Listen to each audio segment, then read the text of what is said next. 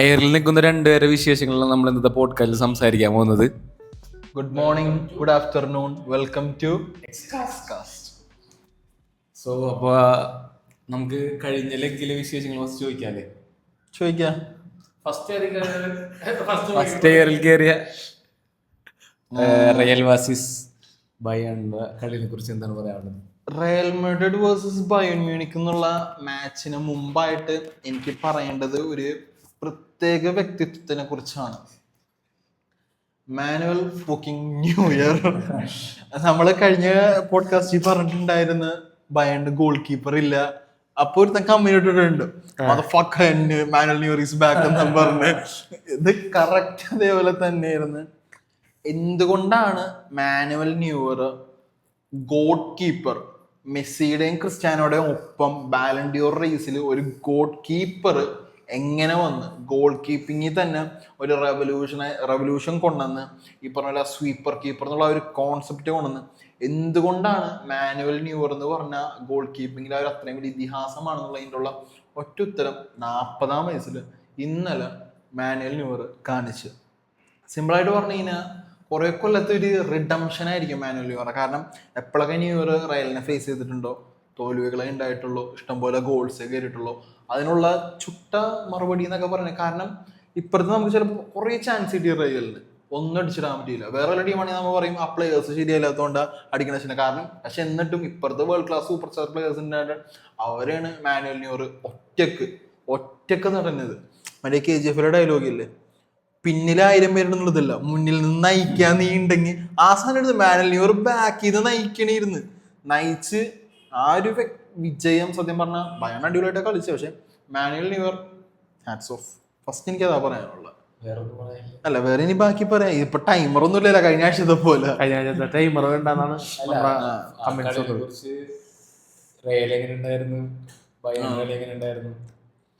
Real Madrid versus Bayern മാച്ചിനെ കുറിച്ച് പറയുമ്പോൾ രണ്ടാമത് എനിക്കൊരു വേറെ വ്യക്തിത്വത്തെ കുറിച്ച് പറയാനുണ്ട്. മൈക്കിൾ ഒലീസെ അൺഡൗട്ടഡ്ലി ഇപ്പോഴത്തെ one of the best players, best winger ഒലീസയാണ്. യമാൽ എവിടെയാണോ അതേ ലെവലിൽ തന്നെ ഒലീസെ നിൽക്കണം അല്ലെങ്കിൽ നിർത്തണം. എന്തുകൊണ്ട് യമാലിന് കിട്ടണ ആ ഒരു അപ്രിസിയേഷനും ആ ഒരു ഓവർഹെല്ലിങ് റെസ്പോൺസും ഒലീസക്ക് കിട്ടണില്ല? ബുണ്ടസ്ലീഗ കളിക്കണോണ്ടാണ്, ബയേണിന് വേണ്ടി കളിക്കണോണ്ടാണ്? എനിക്കറിയില്ല. കാരണം യമാലിന് പോലും ചെയ്യാൻ പറ്റാത്ത സംഭവങ്ങളാ ഈ പറഞ്ഞ പോലെ ഒലീസ കഴിഞ്ഞ ദിവസം റയലിനെതിരെ കളിപ്പിച്ചുകൊണ്ടിരിക്കണായിരുന്നു.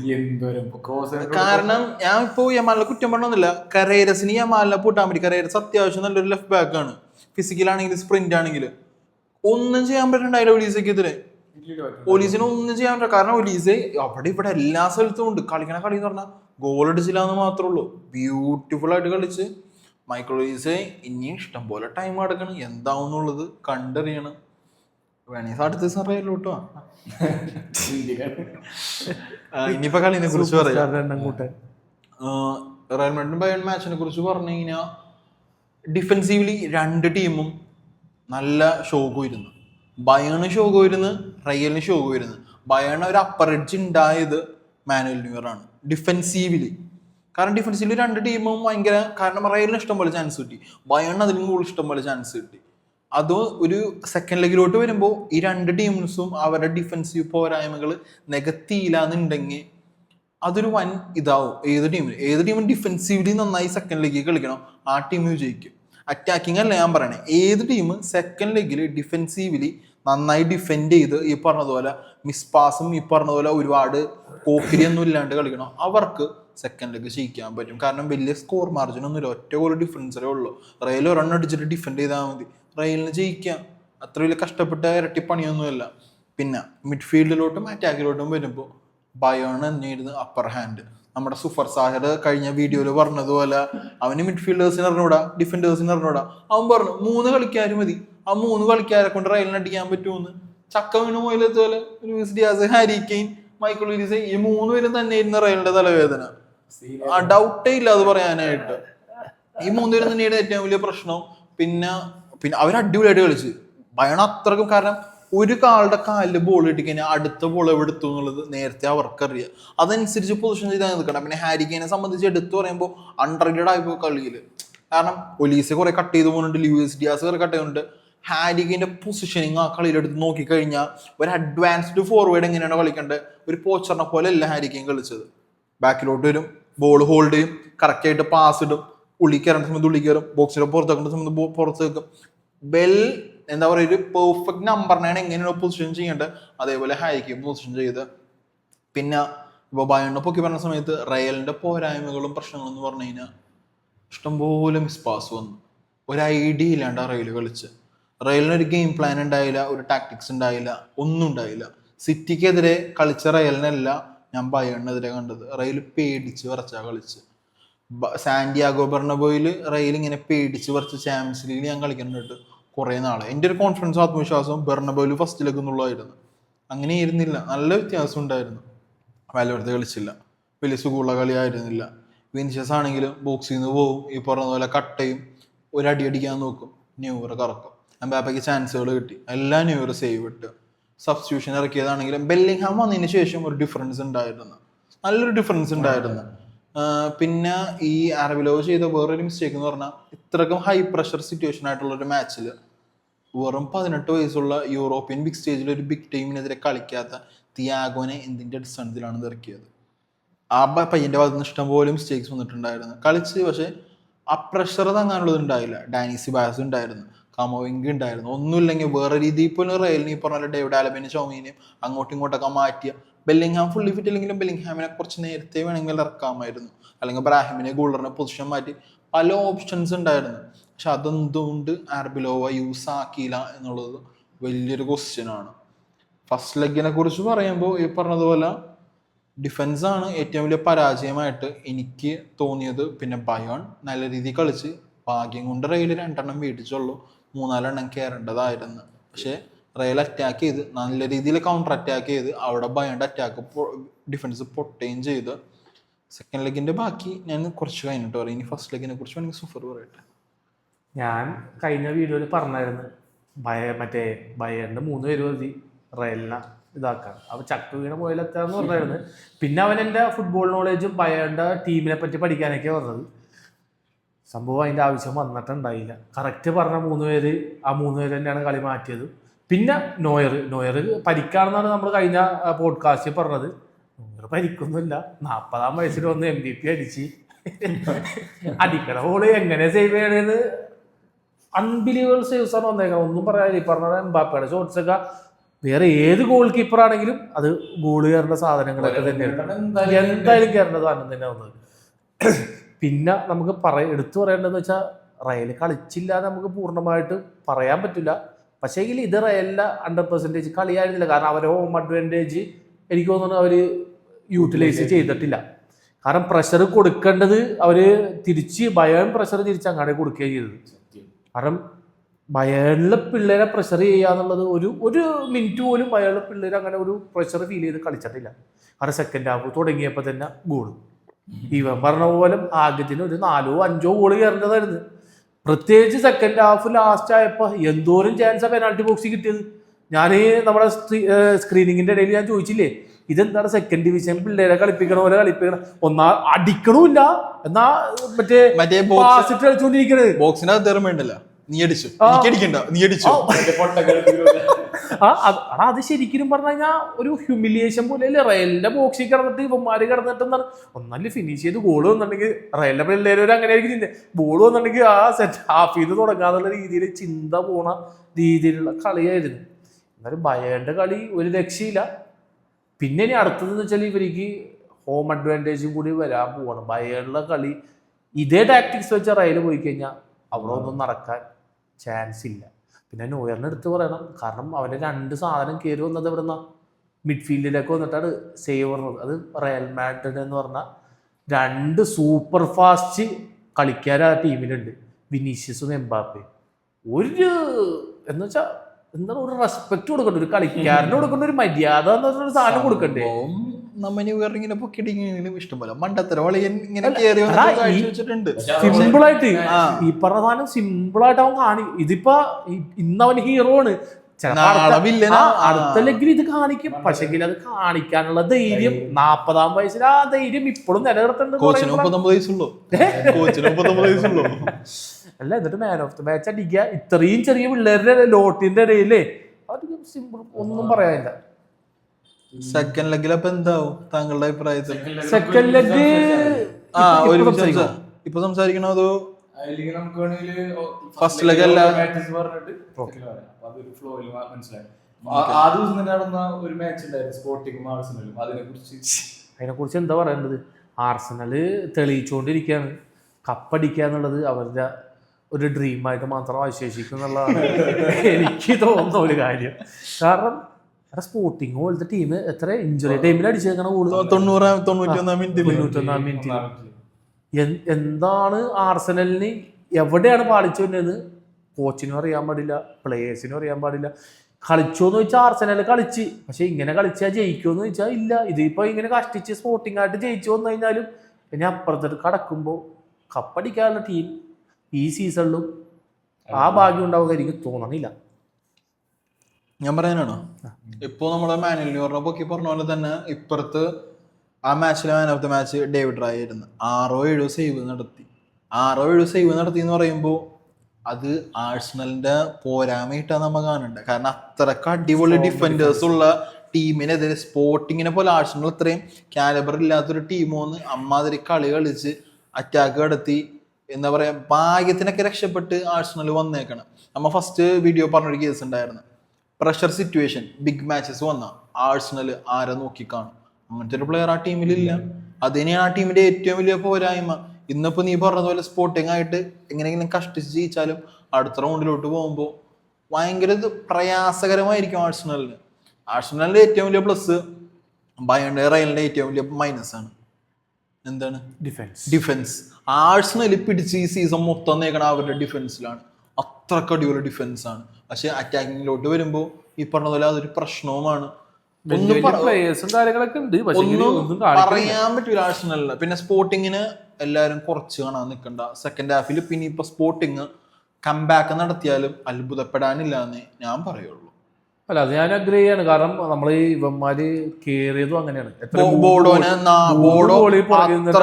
അടിച്ചു പൊട്ടിച്ചു വന്നിട്ടാണ് സെക്കൻഡ് ലെഗിൽ ഈ പറഞ്ഞ പോലെ ബോർഡോനെ അടിച്ചിട്ട് കയറിയത്. അല്ല, ഈ പറഞ്ഞ ഒരു ഗോൾ എന്ന് വെച്ചാൽ ഒരിക്കലും സേഫ് അല്ലാത്തൊരു, കാരണം അവർക്ക് പ്രഷർ ഇല്ല. പിന്നെ ആർസണലിനാണ് എക്സ്പെക്ടേഷൻ. ആർസണലിന്റെ ഡിഫൻസ് കുറച്ച് കട്ടക്കായതുകൊണ്ട് നോക്കാം. അടുത്ത മാച്ച് പറയാലോ. Barcelona versus Atletico Madrid. പറയൂ സുഫറെ, പറയൂ. ബാഴ്സലോണ അത്ലറ്റിക്കോ മാഡ്രിഡ് നമ്മള് കഴിഞ്ഞ പോഡ്കാസ്റ്റിൽ സംസാരിച്ച പോലെ തന്നെ അത്ലറ്റിക്കോടെ ദിവസം വന്നു കഴിഞ്ഞാൽ അവരെ ഏത് ടീമിനെയും അവർക്ക് തോൽപ്പിക്കാൻ. അത്ലറ്റിക്കോടെ ദിവസം വരുന്ന അല്ല അല്ല ഞാൻ പറയട്ടെ. പിന്നെ നമുക്ക് ഒന്നാമത് നമ്മൾ ഫുൾ ടീമായിട്ടല്ല കളിക്കണത്. ഈ ഫുൾ ടൈം ആയിട്ടല്ല പറഞ്ഞാൽ ശരിയാവണം. റഫീനി ഉണ്ടായില്ല, വേറെ ആരെല്ലാം ഡിയോങ് ഉണ്ടായില്ല. ഡിയോങ് കുറെ നാളായിട്ടില്ല. അല്ല, അതെന്നെ പറഞ്ഞ നമ്മുടെ ഫുൾ ടീം എന്ന് പറയുമ്പോൾ നിങ്ങളുടെ ഇപ്പത്തെ ഫുൾ ടീം എന്ന് പറഞ്ഞാൽ റഫീനിയും കൂടി വന്നതിനെ ഫുൾ ടീമായി. ബാക്കിയുള്ള എല്ലാവരും ഉണ്ടായിരുന്നു. ജൂൾസ് കോണ്ട് ഉണ്ടായില്ലേ?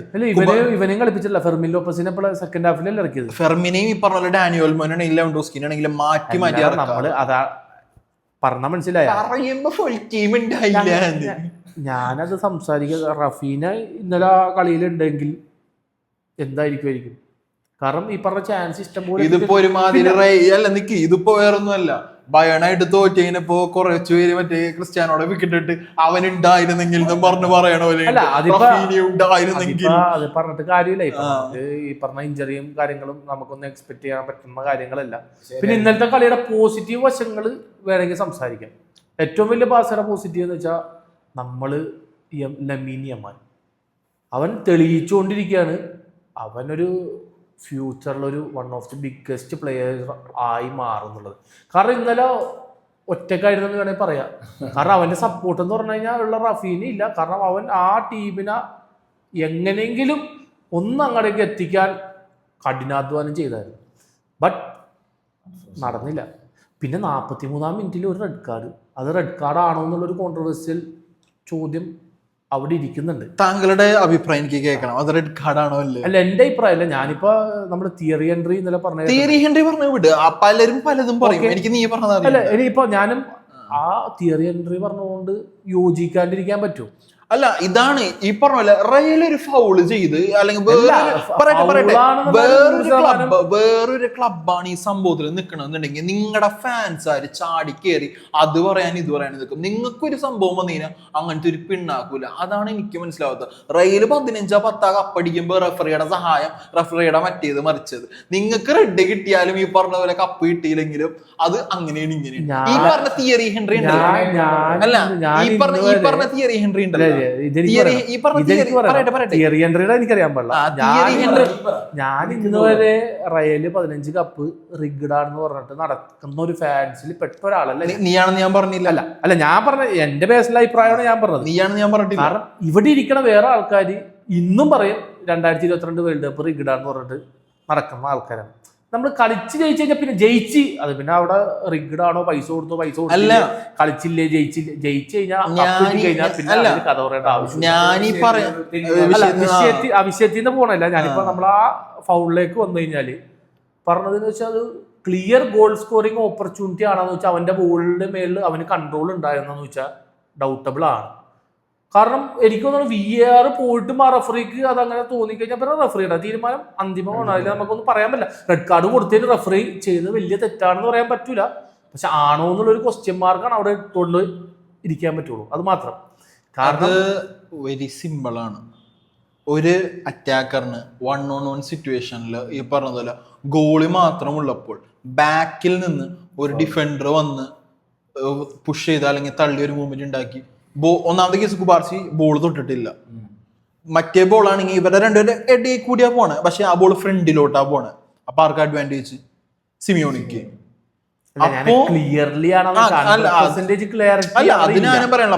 അതുകൊണ്ടാണ് റഫറി ആദ്യം യെല്ലോ കാർഡ് കൊടുത്തത്. ആ യെല്ലോ കാർഡ് കൊടുത്ത റഫറി ഫസ്റ്റ് നോട്ടത്തിൽ കണ്ടത് സംഭവം അതേപോലെ ആ ഒരു സാധനം ഞാൻ പറഞ്ഞത്.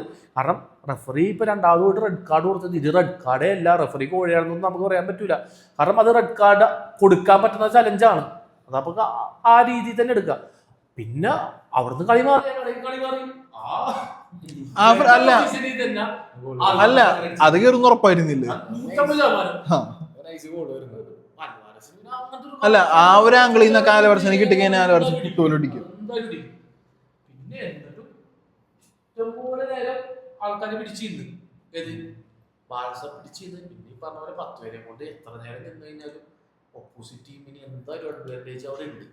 അതിൻ്റെ ഭാഷയുടെ അറ്റാക്കിങ് അങ്ങനെ നല്ല രീതിയിൽ കുറച്ച് ബാഴ്സ അറ്റാക്കിങ്ങും ചെയ്തായിരുന്നു. പക്ഷെ ഇന്നത്തെ കളിയിൽ ഞങ്ങളുടെ കോച്ച് കറക്റ്റായിട്ടൊരു കാര്യം പറഞ്ഞേ, മാച്ചിന് ശേഷം പറഞ്ഞേ, ഞാൻ ഡിസപ്പോയിന്റഡ് ആണ്, പ്ലേയേഴ്സ് ഡിസപ്പോയിന്റഡ് ആണ്, ഫാൻസ് ഡിസപ്പോയിന്റഡ് ആണ്. ഇതായിരുന്നു ഞങ്ങൾ ഉദ്ദേശിച്ച കളി, ഇങ്ങനെ ആയിരുന്നില്ല ഞങ്ങൾ കളിക്കേണ്ടിയിരുന്നത്.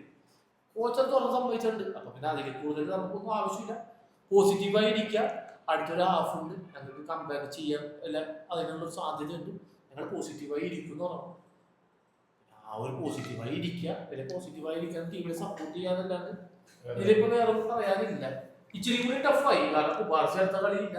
പിന്നെ അവിടെ ആരായിട്ട് കളിക്കും. അത് ബാർസയുടെ ഡിഫൻസ് നമുക്കറിയാം. ക്യാപ്റ്റൻ വരട്ടെ.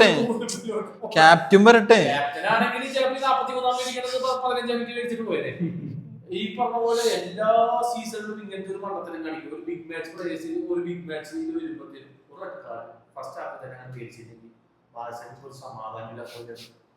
ഈ കുറച്ച് കാലങ്ങളായിട്ട് കണ്ടുകൊണ്ടിരിക്കുന്നത്.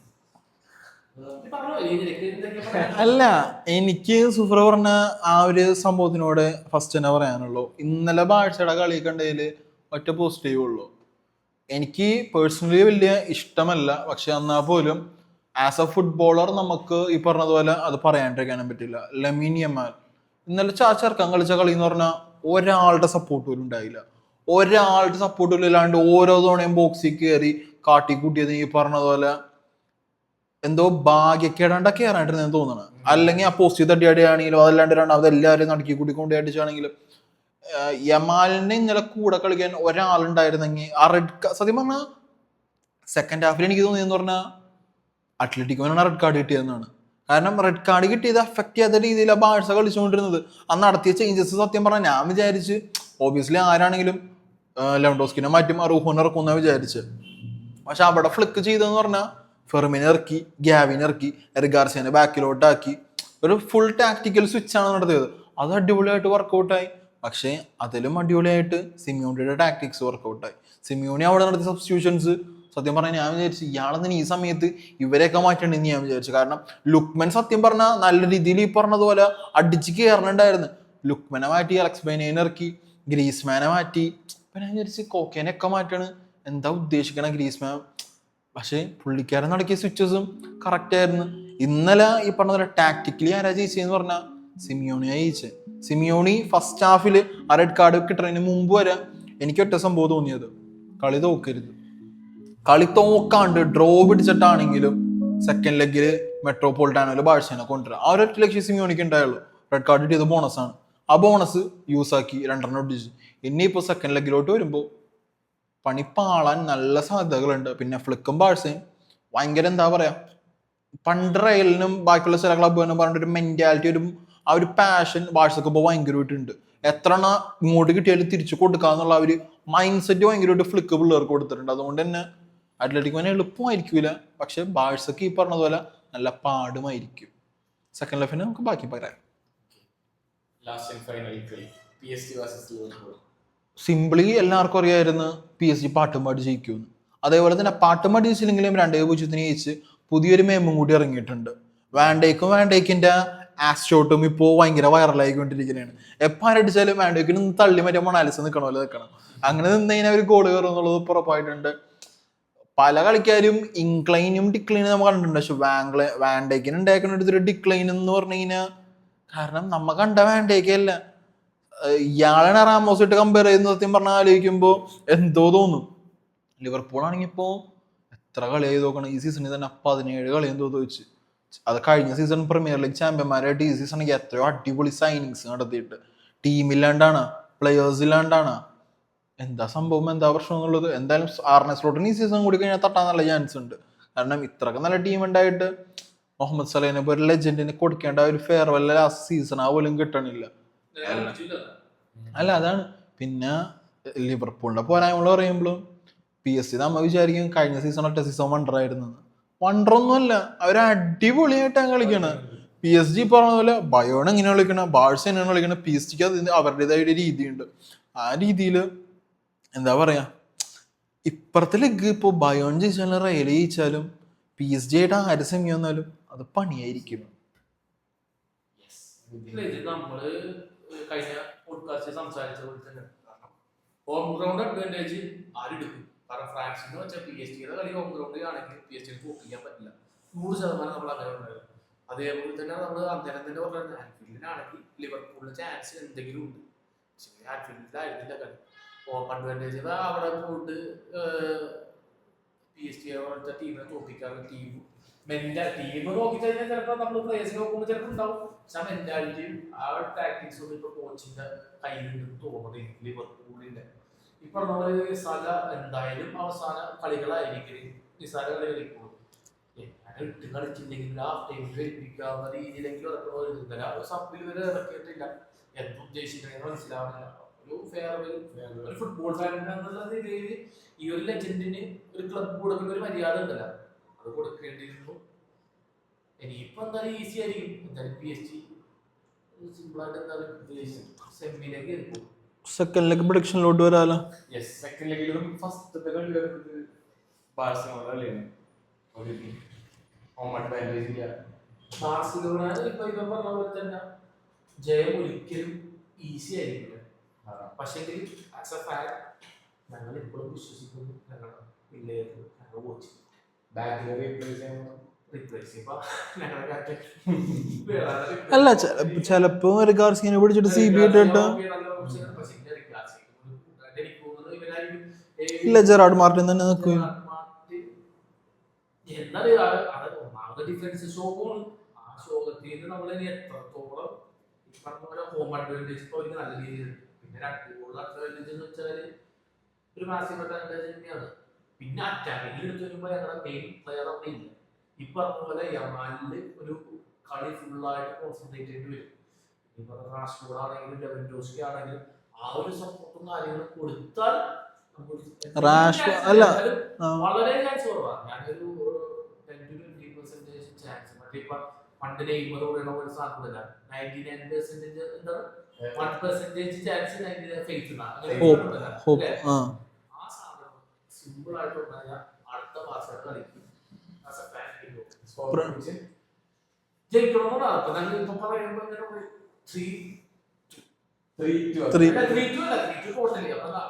3-0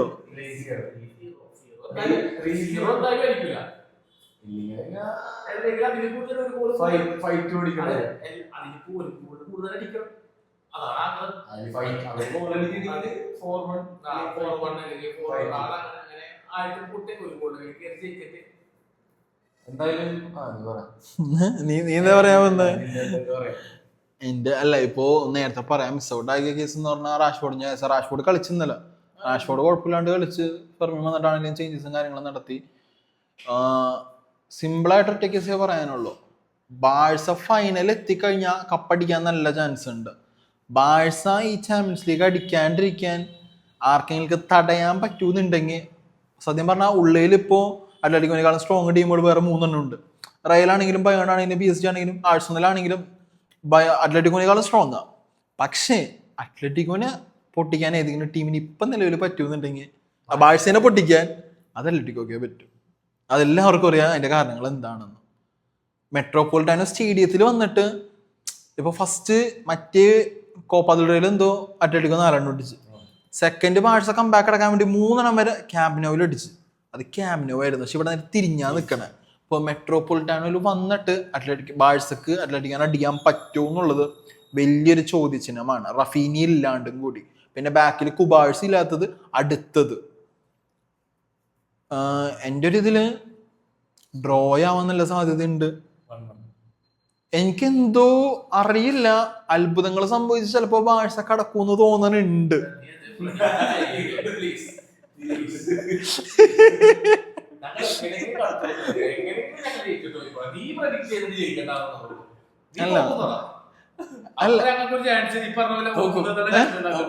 അല്ല ഞാൻ ഫസ്റ്റിന്റെ പ്രഡിക്ഷൻ എന്തായിരുന്നു എല്ലാത്തിലും. എന്റെ പ്രഡിക്ഷൻ ഇത്തവണ ഫുൾ ആയിട്ട് ഏകദേശം തെറ്റിയിട്ടൊന്നുമില്ല, ഏകദേശം എല്ലാം കറക്റ്റ് ആയിട്ട് തന്നെ വന്നേക്കണം. റെയിൽ ജയിക്കുമെന്ന് ഞാൻ പറഞ്ഞത് എങ്ങനെയാണ് പറഞ്ഞത്?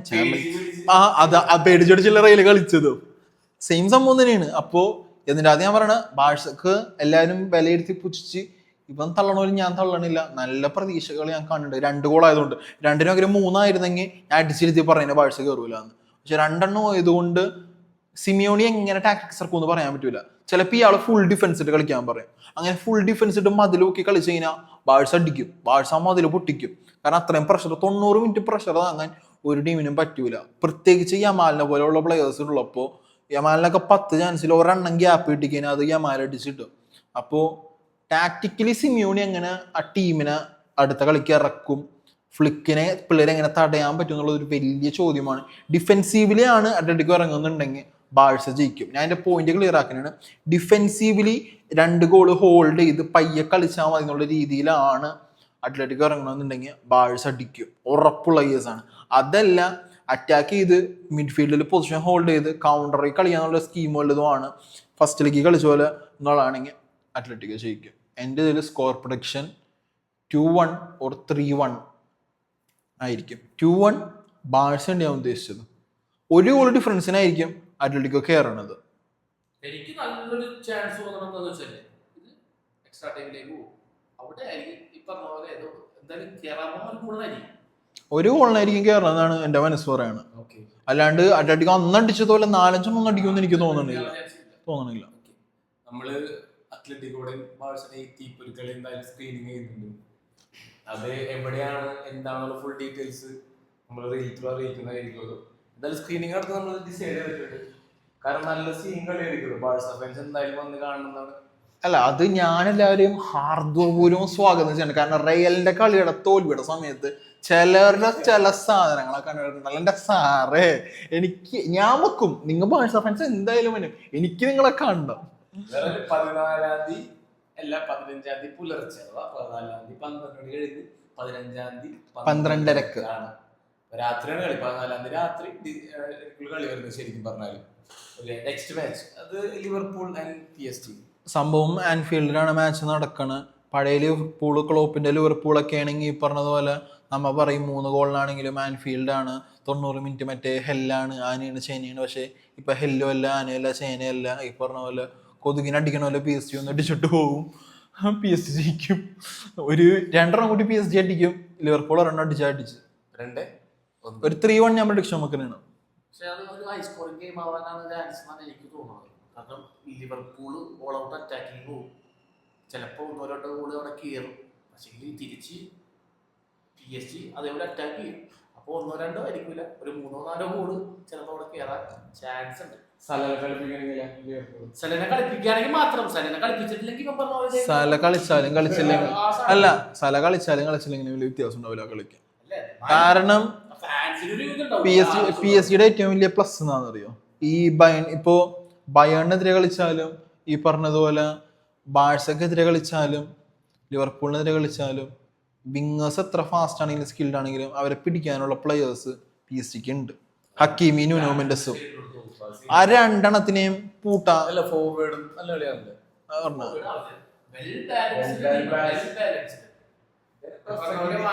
ഭയങ്കര സൂപ്പർ സ്റ്റാർ എന്ന് പറഞ്ഞ ആൾക്കാരില്ല, മറ്റേ ഭയങ്കര ഹൈപ്പുള്ള ആൾക്കാരുണ്ടെങ്കിലും എല്ലാവരും അവരുടെ വർക്ക് ചെയ്തുകൊണ്ടിരിക്കും. സ്കോർ പ്രഡിക്ഷൻ ഞാൻ പറഞ്ഞ 4-1 4-2 ഇരിക്കട്ടെ. Next big match Bayern versus Real. ഞാൻ പറഞ്ഞ ഫസ്റ്റ് എന്താ പറയുക, 2-3 ഫാക്ടേഴ്സ് ആലോചിക്കാം. സെയിം ആസ് ഹോം ഗ്രൗണ്ട് അല്ല, പിന്നെ അതേപോലെ തന്നെ പ്ലേയേഴ്സിന്റെ ഇപ്പോഴത്തെ ബാലൻസ്. സിമ്പിളായിട്ട് പറയാന്ന് വെച്ചാൽ ഈ കളി വെച്ച് ഒരു ടാക്ടിക്സും ഇല്ലാണ്ടാണ് കഴിഞ്ഞ കളി കളിച്ച പോലെ എനിക്ക് ഫീൽ ചെയ്തത്. ഇതേപോലെ പോയിട്ട് ബയേണിന്റെ ഹോമിൽ പോയിട്ട് ബയേണിന് ഒന്നും ചെയ്യാൻ പറ്റില്ല. കാരണം ഇതൊരു 4-5 ഗോള് കേരള കളിയായിരുന്നു ഫസ്റ്റ് കളി, കയറിയിട്ടുണ്ടായില്ല. ഇതേപോലെ ആയിരിക്കുമെങ്കിൽ അവിടെ ഗോളിന്റെ മഴയായിരിക്കും. അവിടെ മിനിമം 3-4 ഗോള് ബയേൺ അടിച്ചിരിക്കും. പിന്നെ ഇത് മാറ്റി ആ സിറ്റിക്കെതിരെയായിട്ടുള്ള തന്ത്രങ്ങളൊക്കെ നൽകി അറബിയോടും പിള്ളേരും കളിച്ചു കഴിഞ്ഞാൽ ഒരു സ്ട്രോങ് ഫൈറ്റ് അവിടെ ഉണ്ടാവും. ഈ പറഞ്ഞ എക്സ്ട്രാ ടൈം പോകാൻ ചാൻസ് ഉണ്ട്. ചിലപ്പോൾ അവിടെ നിന്ന് അങ്ങനെ പെനാൽറ്റി കൂടി ജയിക്കാം, അങ്ങനെയൊക്കെ രീതിയിലേക്ക് വേണമെങ്കിൽ നമുക്ക് ചിന്തിക്കാം. പക്ഷേങ്കിൽ ഒന്നുമില്ല, ഒരു ടാക്ടിക്സും ഇല്ല. ഇതേപോലെ ഫസ്റ്റ് ലെഗ് കളിച്ച പോലെ കളിച്ചിട്ടുണ്ടെങ്കിൽ 100% നല്ല ഗോൾ ഡിഫറൻസിന് ജയിച്ചു. സിമ്പിൾ പ്രഡിക്ഷൻ ഞാൻ ഭയങ്കര പ്രഡിക്ഷൻ ആയിരുന്നു. ഏറെ 4-1 ബയേൺ. ഓക്കെ, ഇനി എനിക്ക് പറയാനുള്ളത് പറയാം. 2-1 സ്കോർ മാർജിൻ ആയതുകൊണ്ട് ഈ പറഞ്ഞ 3-4 ആണെങ്കിൽ വളരെയധികം പ്രയാസകരമായിരുന്നു. 2-1 ആയതുകൊണ്ടും റയൽ മാഡ്രിഡ് ആയതുകൊണ്ടും ചാമ്പ്യൻസ് ലീഗ് ആയതുകൊണ്ടും ഞാൻ പറയുന്നു കംബാക്ക് നടത്തും, റയൽ സെമി കയറും.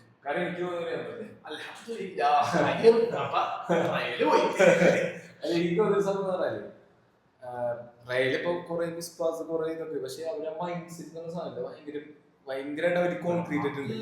ഇപ്പം പറഞ്ഞ പോലെ നമുക്ക് ഏത് ഫാൻസിനാണെങ്കിലും ഏത് ക്ലബിനാണെങ്കിലും കണ്ടുപിടിക്കേണ്ട ഒരു സാധനം. റയല് ചാമ്പ്യൻസ് ലീഗിൽ എൻ്റെ ഡിഫറെന്റ് ടീമാണ്. ഈ പറഞ്ഞ പോലെ ലാസ്റ്റ് 10 മിനിറ്റോ 15 മിനിറ്റോ ഉണ്ടെങ്കിൽ 1-2 ഗോള് അവർക്ക് അവിടെ സേഫ് അല്ല. കാരണം അവരാ ചാമ്പ്യൻ മെന്റാലിറ്റി എടുത്ത് തന്നെയാണ് കളിക്കുന്നത്. കാരണം ആ ഒരു 15 കപ്പ് വെറുതെ അല്ല എന്നുള്ളതാണ് ആ ഒരു മെന്റാലിറ്റി. കാരണം കിട്ടിയ 15 കപ്പാണ് നമുക്ക് പറയാൻ പറ്റുള്ളൂ. കാരണം ഇപ്പൊ സിറ്റിയുടെ കളിക്കുമ്പോൾ നമുക്ക് മനസ്സിലാവും, ഹോമാണെങ്കിലും വേണമെങ്കിൽ ആ മൈൻഡ് സെറ്റ് ഉണ്ട്. എനിക്കൊന്നുകൂടെ ഫീൽ ചെയ്തത് സെക്കൻഡ് ലെഗിൽ ഇവരില്ലേ ഈ വിനീഷ്യസും കൂടെ ഒന്ന് പ്രോപ്പറായിട്ട് കളിച്ചിട്ടുണ്ട്. അല്ല, സെക്കൻഡ് ലെഗിലോട്ട് പറയുമ്പോൾ ഞാൻ പറഞ്ഞ് ഫുൾ ആക്കിയില്ല. ഫസ്റ്റ് ഓഫ് ഓൾ ആർബേലോ ചെയ്യേണ്ട കാര്യങ്ങൾ എന്ന് പറഞ്ഞു കഴിഞ്ഞാൽ ഡിഫൻസിൽ മിലിറ്റാവ് ഫസ്റ്റ് ഹാഫ് തന്നെ ഇറങ്ങണം. ഹ്യൂസണെ മാറ്റിയിട്ട് മിലിറ്റാവ് ഫസ്റ്റ് ഹാഫ് തന്നെ ഇറങ്ങണം. ഈ തിയാഗോനെ ഇറക്കരുത്, പകരം ബെല്ലിംഗ്ഹാം തന്നെ ഫസ്റ്റ് ഹാഫ് തന്നെ. ബെല്ലിംഗ്ഹാം, ചൗമിനിയും വാൽവർദയുടെ റോള് മാറ്റി കഴിഞ്ഞാൽ ഒന്നും കൂടി ബെറ്റർ ആയിരിക്കും. അതേപോലെ തന്നെ ഫോർവേഡ് കളിക്കുമ്പോൾ ഈ പറഞ്ഞതുപോലെ ഗോളറിന് ഒന്നില്ലെങ്കിൽ കറക്റ്റായിട്ട് ഗോളറിന് കറക്റ്റായിട്ട് ഒരു പൊസിഷൻ കൊടുക്കണം. ഒന്നില്ലെങ്കിൽ എം എഫ് കളിപ്പിക്കുക, അല്ലെങ്കിൽ റൈറ്റ് വിങ് കളിപ്പിക്കുക, അല്ലാണ്ട് ഫുള്ളായിട്ട് കളിപ്പിക്കാൻ നിൽക്കരുത്. വിനിഷ്യസ് ലെഫ്റ്റ് വിങ് ആണെങ്കിൽ ലെഫ്റ്റ് വിങ്, ഓരോ പ്ലെയറിനും പ്രോപ്പറായിട്ട് പൊസിഷൻസും റോൾസും കൊടുത്ത് പക്ക ഒരു ടാക്ടിക്കൽ പ്ലാനിങ് ഇല്ലെങ്കിലും ജസ്റ്റ് എന്താ ചെയ്യേണ്ടതെന്നെങ്കിലും പറഞ്ഞു കൊടുത്ത് കളിക്കേണ്ട രീതിയിൽ കളിച്ചു കഴിഞ്ഞാൽ റയലിന് ജയിക്കുക, അടിക്കുക. പിന്നെ ഹീറോ വില്ലനാവും. ഇത് എൻ്റെ ഒരു പ്രഡിക്ഷനാണ്. മാനുവൽ ന്യൂറിൻ്റെ ഭാഗത്തുനിന്ന് എന്തെങ്കിലും മിസ്റ്റേക്ക് വരാൻ നല്ല സാധ്യതയുണ്ട് അടുത്ത കളിയിൽ. പിന്നെ റയലിൻ്റെ കേസിലാണെങ്കിൽ ഈ പറഞ്ഞതുപോലെ എംബാപ്പെ ആയിരിക്കും വിനിഷ്യസ് ആയിരിക്കും അറിയില്ല. പ്രതീക്ഷിക്കാത്ത ഒരാളായിരിക്കും രക്ഷകനായി മാറാൻ പോകുന്നുണ്ടെന്ന് സാധ്യതയുണ്ട്. ബയൺ ഞാൻ പുച്ഛിച്ച് തള്ളണില്ല. ബയൺ ഈ പറഞ്ഞതുപോലെ ഫസ്റ്റ് ഗോള് ആ കളിയിൽ ആരടിക്കണം എന്നുള്ളത് വൻ ക്രൂഷ്യലായിരിക്കും. റയലാണെങ്കിലും ബയൺ ആണെങ്കിലും. ബയൺ അടിച്ചാൽ പിന്നെ ആ കളി നോക്കണ്ട. പക്ഷെ റയൽ അടിച്ചാൽ കളി സീൻ കളിയായിട്ട് മാറാൻ ഉള്ള എല്ലാ സാധ്യതകളും ഉണ്ട്. ആർബിലോ വലിയ ടാക്ടിക്കൽ ജീനിയസും സംഭവങ്ങളൊന്നുമല്ല. പക്ഷേ പ്ലെയേഴ്സിന് കൊടുക്കേണ്ട ആ ഒരു റെസ്പെക്റ്റും ആ ഒരു വാല്യൂവും ആ ഒരു സപ്പോർട്ടും കൊടുക്കുന്ന ഒരു നല്ല കോച്ചാണ്. അതുകൊണ്ട് തന്നെ ഫസ്റ്റ് ലെഗിൽ ഈ പറഞ്ഞ പോലെ ഇഷ്ടംപോലെ മിസ് പാസും ഇഷ്ടംപോലെ മണ്ടത്തരങ്ങൾ ഉണ്ടായിരുന്നു.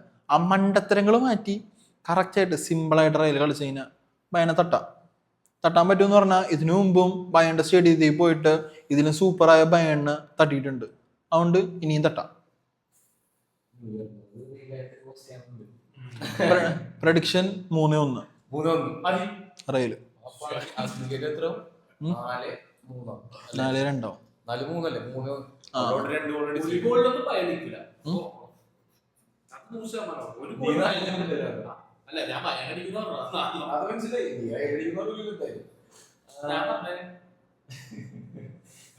അപ്പോ പിന്നെ സെക്കൻഡ് ക്ലാസ് ആഴ്സണലും സ്പോർട്ടിംഗ് അതിലെന്താ പ്രഡിക്ഷൻ? സ്പോർട്ടിംഗ് കംബാക്ക് അടിക്കും. എത്ര ഗോൾ സ്കോർ? 2-0. ചിലപ്പോ 1-0 ആയിരിക്കും. 90 മിനിറ്റിൽ എക്സ്ട്രാ ടൈമിൽ സ്പോർട്ടിംഗ് അടിക്കും.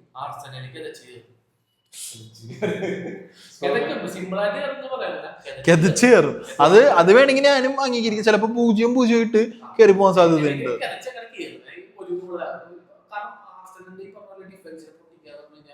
അമ്മാതിരി എന്തെങ്കിലും ഒരു മറിമായോടെ നടക്കാം.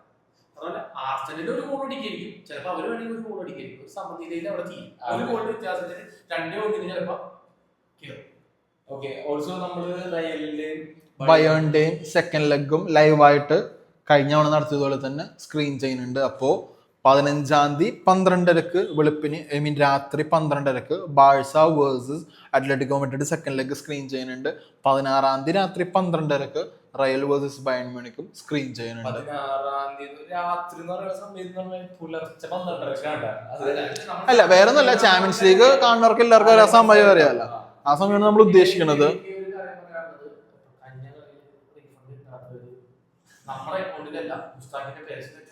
അല്ല, നമ്മുടെ ആർക്കൊക്കെ റീഫണ്ട് വേണോ അവരെല്ലാവരും പറഞ്ഞോ തരും, തന്നിരിക്കും.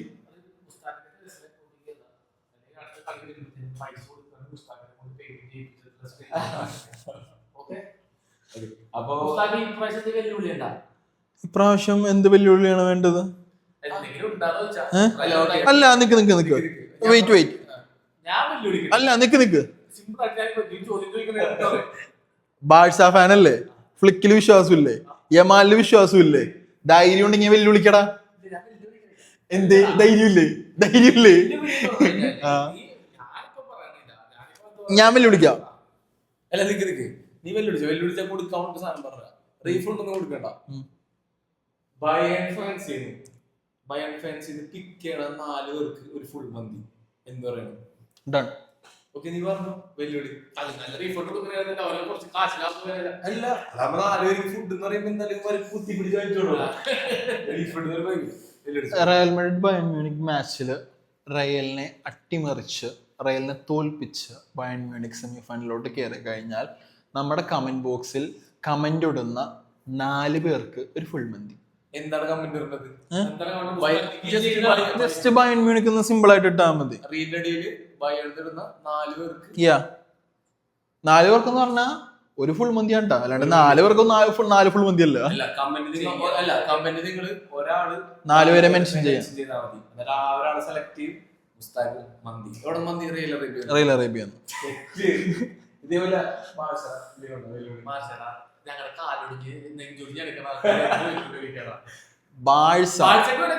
അല്ലല്ല, ഞാൻ വെല്ലുവിളിക്കണ്. ഈ പറഞ്ഞതുപോലെ ഞാൻ വെല്ലുവിളിക്കണാണ് എല്ലാ ബാഴ്സലോണ ഫാൻസിനെയും. ചങ്കുറപ്പുള്ള നട്ടലുള്ള അത്ലറ്റിക്കോനെ പൊട്ടിച്ച് ഈ പറഞ്ഞതുപോലെ സെമി ഫൈനലിലോട്ട് ബാഴ്സ കടക്കുന്ന ധൈര്യമുള്ള ബാഴ്സ ഫാൻസ് ഉണ്ടെങ്കിൽ ബെറ്റ് വെക്ക്. നിങ്ങളൊക്കെ ഒന്നുണ്ട് ചെയ്യാൻ പറ്റുമോന്ന്. തോറ്റാലും ചോദിച്ചാലും ഞാനൊന്നും ചെയ്യൂല. നിങ്ങൾക്ക് നിങ്ങളുടെ ടീമിനെ വിശ്വാസവും ധൈര്യം ഉറപ്പുണ്ടെങ്കിൽ നിങ്ങൾ പറ്റി വെച്ചോ. നിങ്ങൾ ഇന്നത് ചെയ്യുമെന്ന്. ഓക്കെ, അത്രേ ഉള്ളൂ. അപ്പൊ ചാമ്പ്യൻസ് ലീഗിനെ കുറിച്ച് അടുത്ത ഈ ഒരു ക്വാർട്ടർ ഫൈനൽ എന്താണ് കാണാം. ഓക്കെ.